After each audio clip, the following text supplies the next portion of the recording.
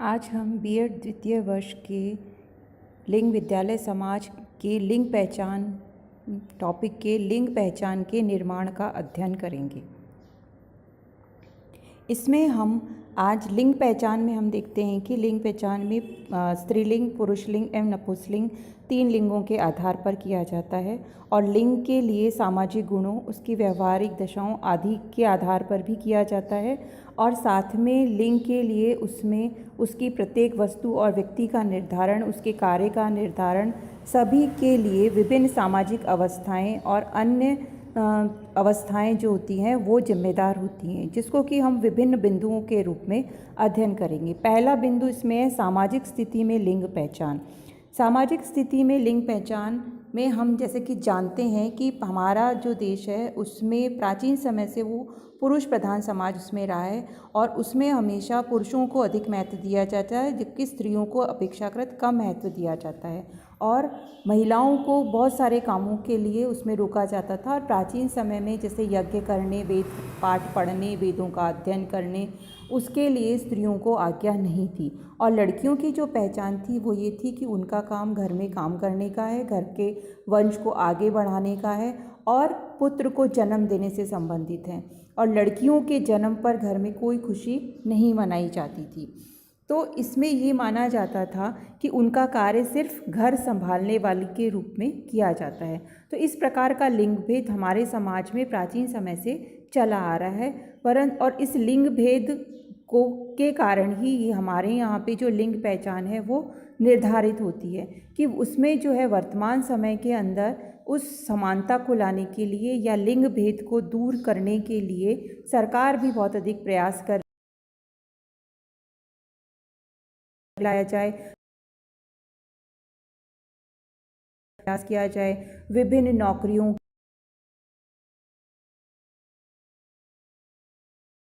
में व्यवस्था की जाती है जिससे कि विद्यालय महाविद्यालयों की स्थापना की जाए और उनके लिए विभिन्न योजनाएं जो हैं वो चलाई जाए। विभिन्न जो फॉर्म भरे जाते हैं उनमें पिता के साथ साथ माता का नाम भी सम्मिलित किया जाने लगा है। इस प्रकार से उस लिंग पहचान को समाज के आधार पर भी मान्यता दी जाने लगी है,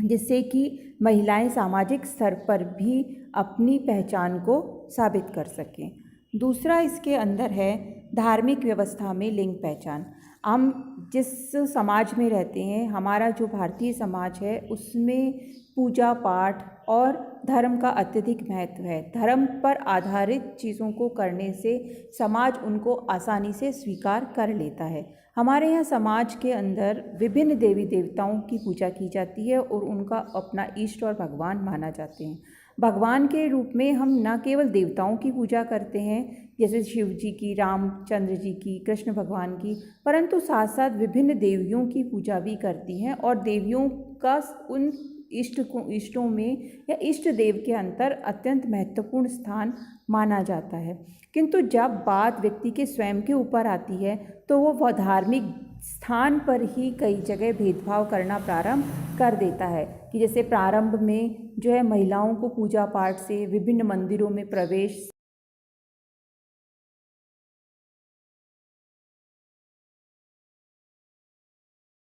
की वो नहीं दी जाती, अशुद्ध और अछूत माना जाता था। परंतु वर्तमान समय के अंदर धीरे धीरे ये दृष्टिकोण में बदलाव आ रहा है और महिलाएं भी धार्मिक कार्य करने लगी हैं। महिलाएं इसके खिलाफ भी आवाज़ उठाने लगी हैं कि उनको जो कार्य नहीं किए जाते, जहां मंदिरों में उनको जैसे शबरीमाला मंदिर के अंदर महिलाओं को प्रवेश से रोका जाता था, तो उसके लिए वो प्रयास कर रही हैं कि ये जो भेदभाव है वो समाज में समाप्त किया जाना चाहिए। तो और जो काम करने के लिए उनको वर्जित किया जाता था कि जैसे भागवत महिलाएं नहीं कर सकती, तो उसके लिए भी अब वो धीरे धीरे प्रयास कर रही हैं और महिलाएं वो कार्य कर रही हैं जो पहले समाज में रोके जाते थे। अगला इसमें है शिक्षा के क्षेत्र में लिंग पहचान। जैसे कि हम देखते हैं कि प्रारंभ से ही लड़के और लड़की की शिक्षा के अंदर भेद किया जाता था, परंतु अब वर्तमान में इसमें सुधार हुआ है और स्त्री और पुरुष दोनों की शिक्षा का उतना ही ध्यान रखा जाता है, उनको बराबर महत्व दिया जाता है, उनकी शिक्षा को बराबर महत्व दिया जाता है, साथ ही साथ उनके लिए जो सुविधाएं दी जाती हैं उनको भी महत्व दिया जाता है। सरकार बालिका शिक्षा हेतु विशेष विद्यालय, उनकी रुचियों के अनुसार पाठ्य सहगामी क्रियाएं और विभिन्न पाठ्यचर्या या सिलेबस या करिकुलम का विकास जो है वो कर रही है कि अगर बालिका शिक्षा ग्रहण करती है और अगर एक लेवल तक जाकर के वो शिक्षा छोड़ देती है तो वो उसको किसी न किसी व्यावसायिक कार्य के रूप में अपनी शिक्षा को अपना ले, तो उसको एक उपयोगी शिक्षा प्रदान करने का प्रयास भी किया जा रहा है। अगला इसमें है परिधान के आधार पर लिंग पहचान। ये समाज के अंदर उस प्रकार से किया जाता है कि ये एक निर्धारण कर दिया जाता था कि पुरुष की वेशभूषा जो है वो पैंट और शर्ट है या धोती या कुर्ता ही पहनेगा, या महिलाएं जो है वो साड़ी ही पहनेंगी, लहंगा या चुन्नी ही पहनेंगी। परंतु अब समाज में धीरे धीरे परिवर्तन आ रहा है और ये अंतर जो है या ये भेदभाव जो है वो समाप्त किया जा रहा है। लड़कियां वो सब कुछ पहनती हैं जो उनकी इच्छा करती है या वो अपनी आवश्यकता के अनुसार जो पहनना चाहती है। फिर अगला इसमें है शारीरिक संरचना के आधार पर लिंग पहचान। शारीरिक संरचना वो है जो कि स्त्री और पुरुष की प्रारंभ से ही भिन्न होती है और जन्म से ही उनको जैविक भिन्नता जो है वो प्राप्त होती है और स्वाभाविक रूप से जो दोनों में भिन्नता प्राकृत कोमल स्वभाव की होती हैं और नाजुक होती हैं, उनकी चाल ढाल बोलचाल पुरुषों से अलग होती है। तो ये लिंग पहचान उनको पहले भी समाज में प्राप्त थी और आज भी प्राप्त है। अगला है रोजगार व्यवस्था के आधार पर लिंग पहचान। अब प्रारंभ में तो ये था कि महिलाओं को कोई भी कार्य करने की स्वतंत्रता नहीं थी, घर से बाहर निकलने की स्वतंत्रता नहीं थी। वो जो कार्य करती थी वो घर में ही रह के करती थी, चाहे वो घर में रह के मंगोड़ी बनाने का व्यवसाय कर ले, खेती कर ले या अन्य कोई इस प्रकार का कार्य करे। परंतु अन्य बाहर जाके शिक्षा ग्रहण करना और नौकरी करने की उनको स्वतंत्रता नहीं थी। परंतु अब धीरे धीरे इसमें परिवर्तन आया है और महिलाएं घर से बाहर निकलने लगी और हर प्रकार का कार्य जो है वो करने लगी हैं। उसमें भी ये भिन्नता थी कि पहले जो था विद्यालयों में पढ़ाना, बैंक में नौकरी करना, ये लड़कियों के लिए काम माने जाते थे जिसमें कि उनको ज़्यादा कठिन परिश्रम नहीं करना पड़े। परंतु और फौज में, सेना में जाना, प्लेन उड़ाना या कहा जाए तो कुछ इस प्रकार के इंजीनियरिंग के कार्य करना, तो वो उनको ऐसा माना जाता था कि महिलाएं ये कार्य नहीं कर सकती। परंतु अब महिलाएं हर क्षेत्र के अंदर आगे आ रही हैं और वो सभी कार्य जो कभी उनके लिए वर्जित थे या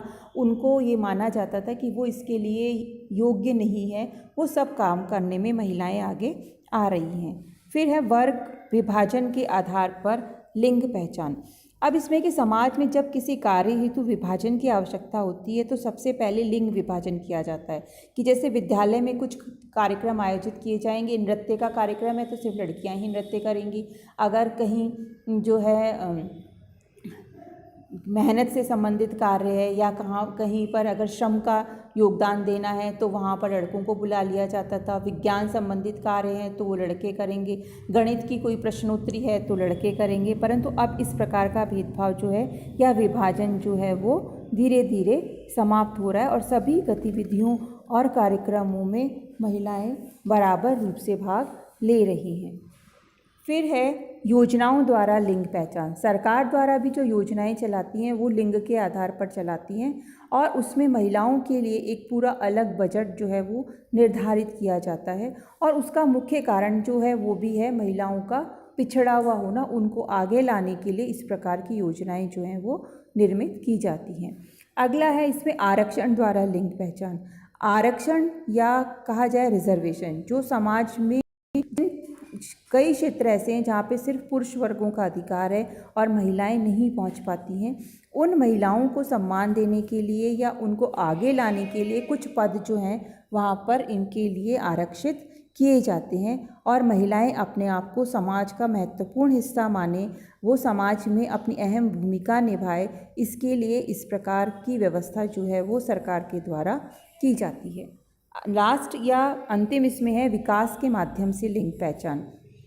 अब विभिन्न जो विकास की योजनाएं हैं वो भी लिंग के आधार पर बनाई जाती हैं कि जैसे बालिका उत्थान, महिला सशक्तिकरण आदि योजनाएं जो हैं उनमें शिक्षा के क्षेत्र में बालकों या पुरुषों के समान महिलाओं को भी स्थान दिया जाता है और महिलाओं को आगे बढ़ाने के लिए इस प्रकार की विकास की योजनाएं जो हैं वो बनाई जाती हैं। तो इस प्रकार से जो जो भी ये कारण रहे, उसमें समाज की समस्त क्रियाओं और रीति रिवाजों में स्त्री और पुरुष के आधार पर विभेद किया जाता है, जो कि ये